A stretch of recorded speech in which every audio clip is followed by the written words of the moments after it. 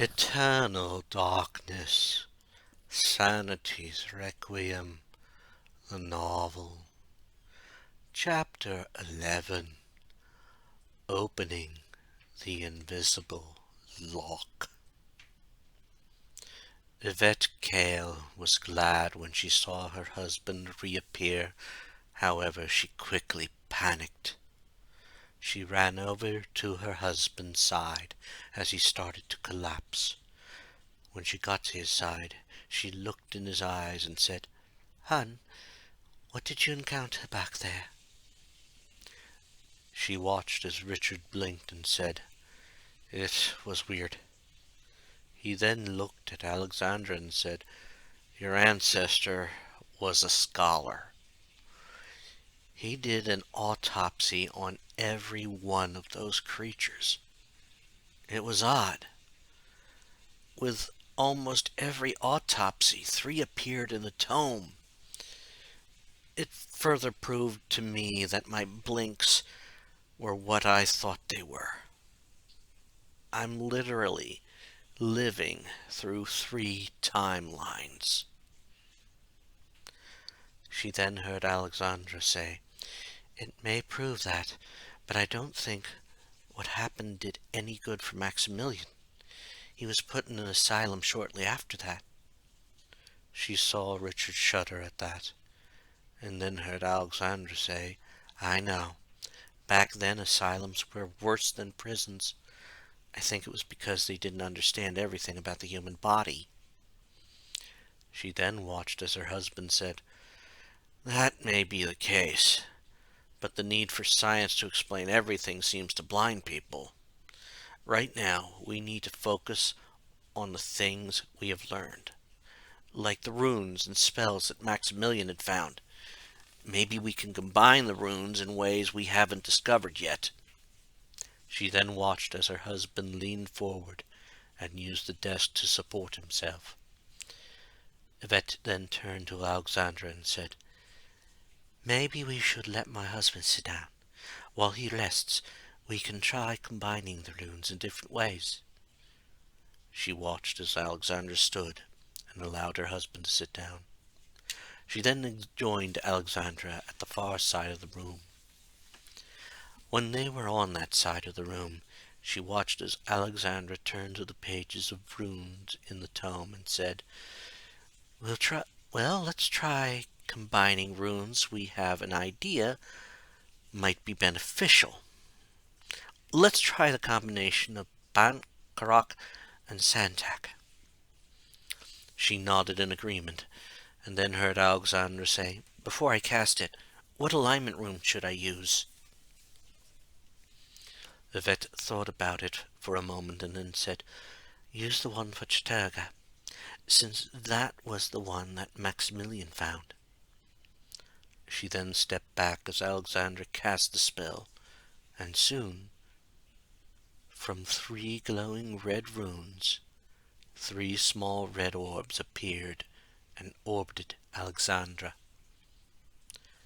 She watched as the orbs circled Alexandra as she said, "I guess these are supposed to protect me, or whomever cast the spell." She then turned through the book and said, "It looks like that the Reveal Invisible spell uses Narakath and Red Gamora. I wonder what would happen if we use Anterbach. Maybe it would create a shield around an area." Yvette was about to say something when she remembered that the spell that would do that was the damage field spell that Maximillian had found. She turned to see 3 runes of glowing red appear around Alexandra. She jumped into a tackle and felt one of the shield orbs knock her away. She then heard a yell of pain and looked as red lightning struck her husband. She then heard Alexandra gasp and looked at him and said, "Alexandra, what have you done?" She then hoped her husband would be all right.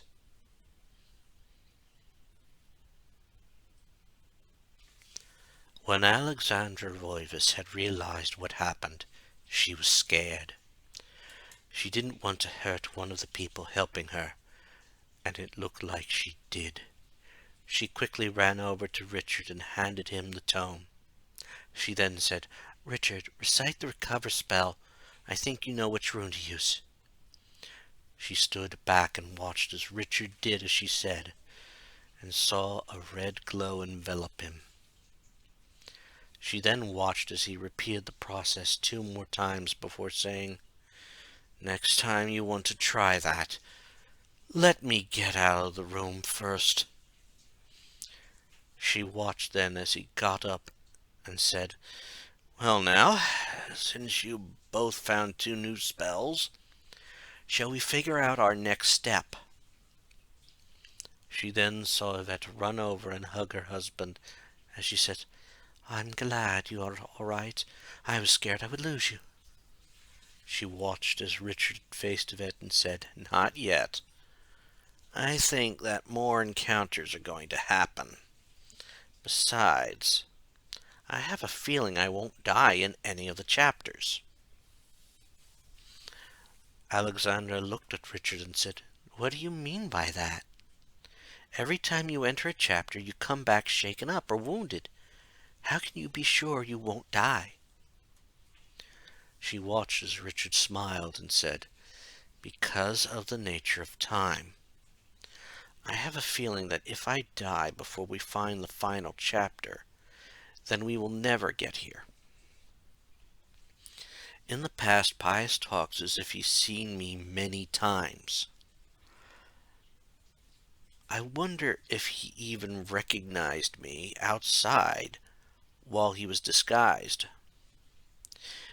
It's like an argument about time travel. If one was meant to travel back in time, then it happens and no one notices because it is part of history. The awkward evidence that it happened is overlooked because it's fact. It might also be why I phase into normal time at certain points." She then heard Yvette say, "But that would mean all the people who have seen you have a bad fate in store." She watched as Richard shook his head, and then heard Yvette say, "Do you think they all met good ends?" She then remembered what happened to Maximillian and said, "She's right. If they don't die, they are thought to be crazy. Do you think we'll run into someone who does meet an ill fate? Doesn't meet an ill fate?" She watched as Richard nodded and said, "I think so. Ella told me to bring back someone to get the heart of Mantarak. I bet they will survive it. Now, where should we look?" Alexandra shrugged and put her hands in her pocket, and then remembered the key she found long ago. She pulled it out and remembered the odd design on the dresser, and said, "The dresser in the bedroom. It must have an invisible lock." She watched as Richard smiled and said, "Then let's get up there." She watched and followed as Richard ran out of the secret room and out of the library. She then felt Yvette take her hand. As they ran, she tried to duck the books that were flying, and heard Yvette say, "Don't worry, the books aren't real. Ignore everything until we get to the bedroom." She kept up with Yvette, keeping those words in mind and ignoring the gun ammo on the floor and the statue looking at her in the upstairs hall. She then watched as they entered the bedroom and saw Richard casting the reveal invisible spell. She then smiled as she saw the keyhole appear. She walked over and opened the drawer and gasped when she saw the contents. She reached in and said, "Well, I think we will be needing more weaponry, since there is a gun in here, as well as the next chapter." She saw Richard nod, and then glance at his wife. She followed his stare and saw that Yvette had apparently spaced out. She realized that Yvette must now be witnessing another meeting of Pius and his ancient.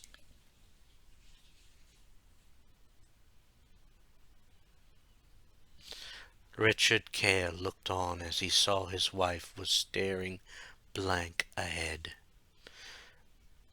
As he looked at her, he heard Alexandra say, "She must see them again. Pius talking with Zelatoth."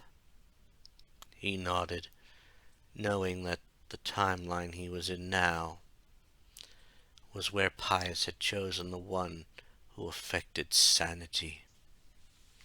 He then sat down on the bed and said, "She's done this all her life, especially after her mother died. It was terrible. Her father, Dr. Lindsay, had been away when it happened. He came home immediately, and then he was asked to help on another find. He left her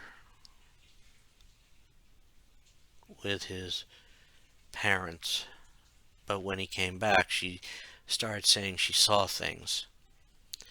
He took her on a few finds, but soon started leaving her with my family. Her father and my mother were old friends. That's how we met."